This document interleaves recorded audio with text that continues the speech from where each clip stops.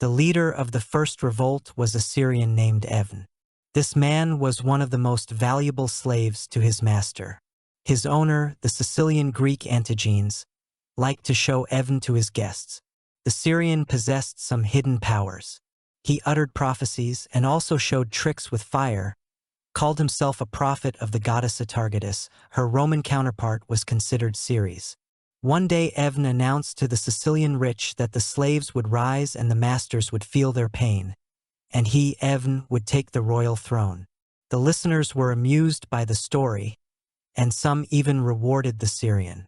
Evn promised to spare them as soon as he gained power. This story, which is believed to have taken place in the 135th year before Christ, may have been a legend, but it is also possible that Evn was preparing the ground for rebellion. The prophecy was made known to the slaves. Some who had escaped from the rich man Demophilus came to the Syrian.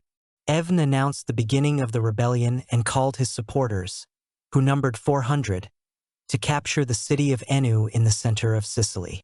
The rebels easily took the city, where they killed many of the inhabitants, but spared the blacksmiths, who were needed to make weapons. The landowners and their families were mercilessly slaughtered. Then Evn sent a squad to seize Demophilus' villa. The cruel owner and his wife were bound and sent to Enna. The rebels spared Demophilus' daughter, who had always been kind to them. The girl was sent under guard to Catana, a city on the east coast of Sicily. Demophilus and his wife, meanwhile, were led through the streets of Enna and taken to the theater. A Greek slave owner, probably classically educated, he addressed the rebels and gradually began to induce them to think of sparing him. Then the slaves who had suffered at his hands intervened. 2 of them killed Demophilus, one pierced his chest with a sword, the other struck him in the neck with an axe. Eunice was proclaimed the new king. The first thing the Syrian did was to take a new name for himself, Antiochus. It was one of the main names in the Seleucid royal dynasty that ruled Syria at the time. Most slave revolts are known for the brutality that accompanied them. Evn Antiochus ordered the execution of almost all slave owners. The widow of Demophilus was declared the property of her slave girls, first tortured and then thrown off a cliff. The newly crowned king of Sicily himself personally killed his former masters. The place of the queen was taken by a woman who had long been Evn's companion. The king dressed himself in expensive clothes taken from someone's rich house. From among the rebels, he chose a few of the most able and formed his council from them. Evn's rebellion became an example to other slaveholders. In the south, 5,000 slaves united under the Cilician Cleon. The rebels captured the city of Atargatis. The Romans may have hoped that the 2 rebel leaders would start a war against each other, but Evn and Cleon formed an alliance. The Cilician recognized the superiority of the Syrian and became his military commander. The Romans sent troops to Sicily to suppress the rebellion, but were invariably defeated. The rebels were superior in numbers and knowledge of the terrain. The slaves controlled several towns in the center of Sicily. They even tried to rebel in Syracuse, the province's main city, but the plot failed there. In the 133rd year before Christ, the praetor Lucius Calpurnius Pisan arrived in Sicily. The commander landed near the city of Messina, whose inhabitants opened the gates to him. In the ensuing battle, the slave army was defeated. 8,000 men were taken prisoner. Pisan ordered them crucified on poles near the battlefield. After the first victory, Pisan's troops laid siege to the fortified city of Tauromenium.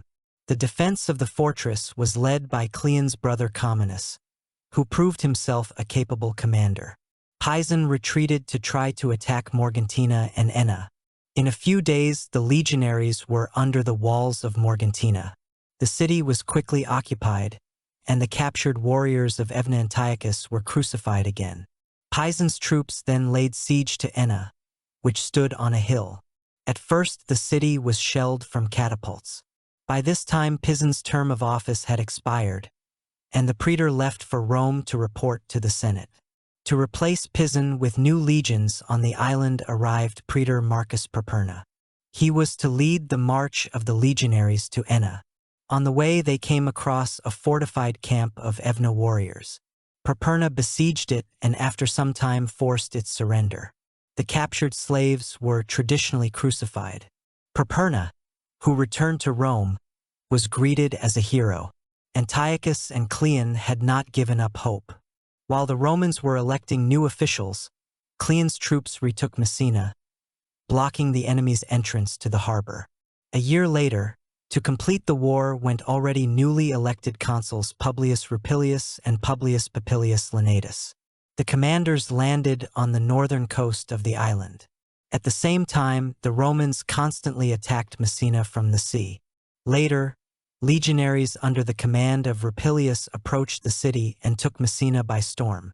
Once again, thousands of slaves were captured, and once again the consuls ordered them to be crucified on crosses along the roads of Sicily. Rupilius laid siege to Tauromenium, which was still commanded by Comminus. At first the consul offered the rebels to surrender. They refused. After the siege, when supplies ran out, the rebels offered peace talks. But Rupilius insisted only on total surrender. Among the slaves was a traitor, Serapion. He told the Romans about the weaknesses of the defenses. The legionnaires then stormed the city. The Romans stormed the city and the defenses were breached.